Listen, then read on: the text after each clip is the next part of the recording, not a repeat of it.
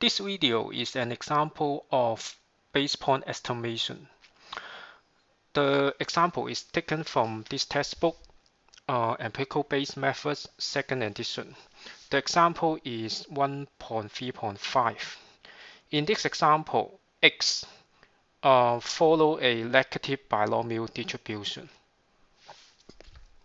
Here, let us start with the notation, and we call that lambda is the parameter of interest, and here lambda is the probability of success, and 1 minus lambda is the probability of failure, and x is number of success given the number of failure. The number of failure is denoted by p. Okay, and then the probability of x conditional on lambda could be written in two different forms. Here I written here, but in fact they are the same. Okay. Then the nice thing is, in fact, the conditional probability of x could be written in terms of the gamma function. Remember, we talked about the gamma function when we talk about the example with gamma distribution, and then you may go back to the video about gamma distribution, and I put the link, the reference link in Wikipedia about gamma function and gamma distribution in there. So you can go back to that video for reference. They have some property of gamma function. But anyway, here I can express the conditional distribution in terms of gamma function. And then let's denote the marginal probability of x by pgx as usual. Okay.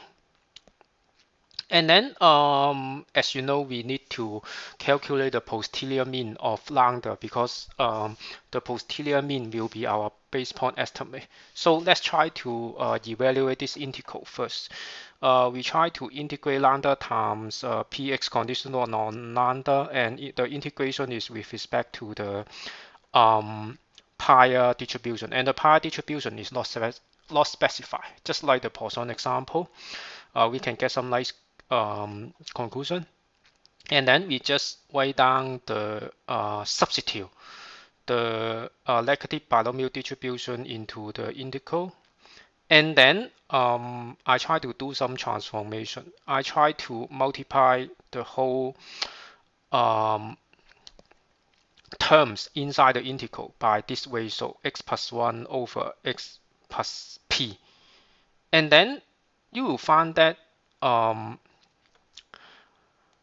the terms here, if I integrate over lambda, it is exactly the marginal distribution evaluated at x plus 1.